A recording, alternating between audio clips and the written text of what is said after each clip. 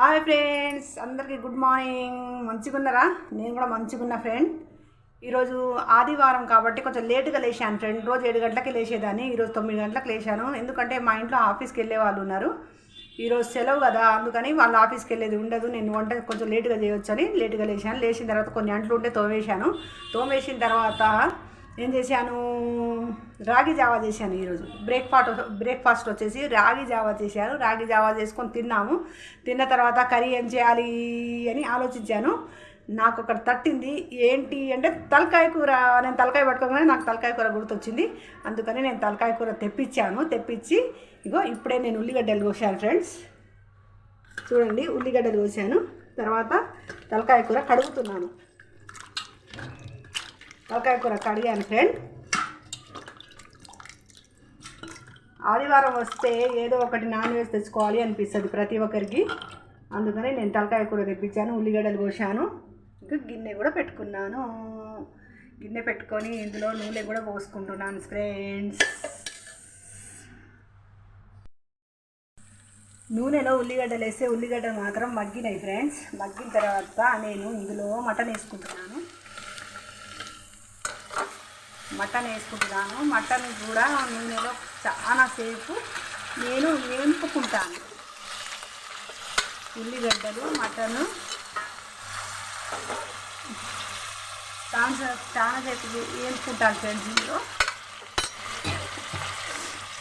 ఈరోజు మా బాబు కూడా కొంచెం సుస్తుగా ఉన్నాడు. సుస్తుగా అంటే కొంచెం జలుబు చేసినట్టుంది, జ్వరం వచ్చినట్టుంది.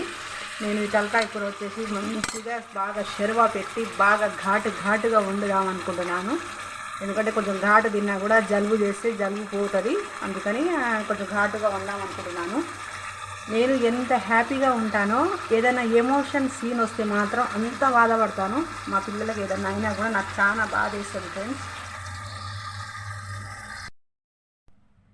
లవంగాలు, ఏలక్కులు, దాల్చిన చెక్క నేను ఇది కొంచెం దంచుతానండి. కచ్చిపిచ్చి దంచి వేస్తాను. మళ్ళీ మిరియాలు కూడా వేస్తున్నానండి. ఈరోజు నేను మిరియాలు అయితే ఎప్పుడు వేయను, కానీ ఈరోజు మిరియాలు వేస్తున్నాను. ఎందుకు వేస్తున్నానంటే కొంచెం ఘాటుగా ఉంటుంది తలకాయ కూర అని మిరియాలు కూడా కొన్ని వేస్తున్నానండి. ఇది కొంచెం లైట్గా దంచుతాను, బాగా దంచను. కొంచెం లైట్గా కచ్చిపిచ్చి దంచుతాను.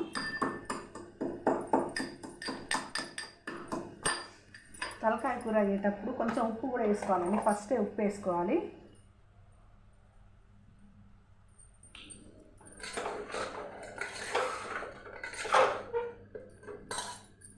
నేను ఉప్పు వేసుకున్నాను.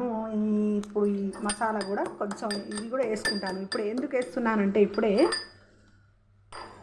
ముక్కలకు బాగా పట్టుకుంటుంది. ముక్కలకు బాగా పట్టుకొని కొంచెం ఘాటుగా ఉంటుంది. ఘాటుగా ఉండాలనే నేను చేస్తున్నాను. ఇలా చూసారండి, కొంచెం కచ్చిపిచ్చి దంచానండి.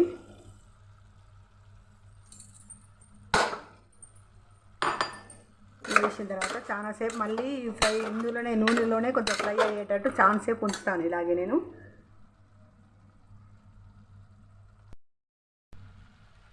కొద్దిసేపు మగ్గిన తర్వాత మళ్ళీ కొంచెం పసుపు వేసుకుంటాను. నేను పసుపు వేస్తున్నాను ఫ్రెండ్స్.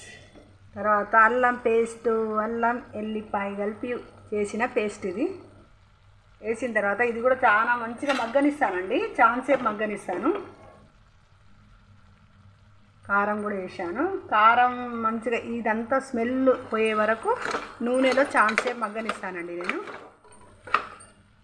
తలకాయ కూర అంటే అందరికి ఇష్టం అండి. కాకపోతే ఇప్పుడు ఈ జనరేషన్ పిల్లలకు అంతగా ఇష్టం ఉండలేదు. కొంచెం ఏజ్ బారున్న వాళ్ళకైతే చాలా ఇష్టం ఉంటుంది. దీని పులుసు కొంచెం వేసుకొని తిన్నా కూడా అంత టేస్ట్గా ఉంటుందండి. ఉప్పు, కారం, పసుపు, అల్లం వెల్లిపాయ పేస్ట్ అన్నీ బాగా మగ్గినాయండి. మగ్గిన తర్వాత ఇందులో కొన్ని వాటర్ పోసుకుంటాను నేను. చూడండి, కొన్ని వాటర్ పోసుకుంటాను.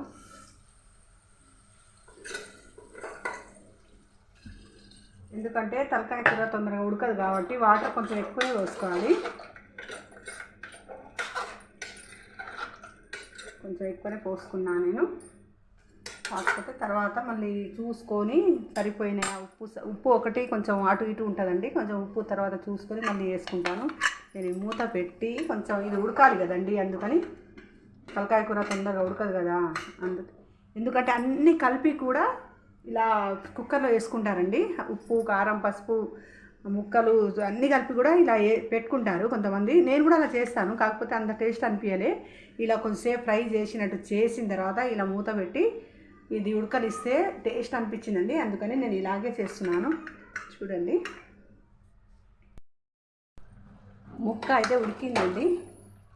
ముక్క ఉడికింది, అందుకే నేను మూత తీసేసాను కుక్కర్ది.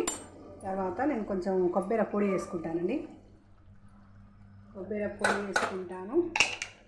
ఇది వచ్చేసి ధనియాల పొడి కూడా వేస్తాను. కొబ్బరి పొడి ఎందుకు వేస్తానంటే షెర్వా అనేది గ్రేవీ మంచిగా చిక్కగా వస్తుందండి. ఇదో ఇలా చిక్కగా వస్తుంది, అందుకని నేను కొంచెం కొబ్బరి పొడి వేసుకుంటాను. కొంతమంది చింతపులుసు కూడా వేస్తారండి. మేము చింతపులుసు వేయం, మేము కొబ్బరి పొడి వేస్తాం. చాలా టేస్టీగా ఉంటుందండి. ఇలా కొద్దిసేపు మంచిగా ఉడికిన తర్వాత మళ్ళీ నేను తీసేస్తాను. కొంచెం కొత్తిమీర, పుదీనా చల్లుకొని తీసేసుకుంటానండి. నాకు కొంచెం ఇది చూడండి బాగుంది, టేస్ట్ చూపిస్తాను నేను.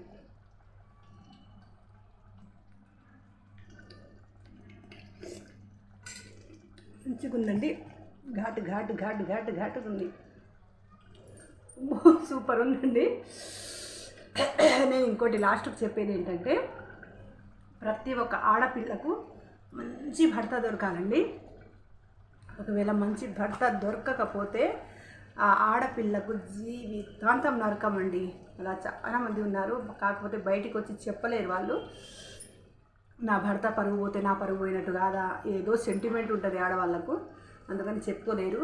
అందరి జంటలు మంచిగా ఉండాలని, అందరి భార్యాభర్తలు ప్రేమగా ఉండాలని, అందరి భార్యాభర్తలు బాగుండాలని నేను దేవుడితో ప్రార్థిస్తానండి. ఓకేనా? నా వీడియో నచ్చితే లైక్ చేయండి, సబ్స్క్రైబ్ చేయండి, ప్లీజ్ సబ్స్క్రైబ్. బాయ్ అండి.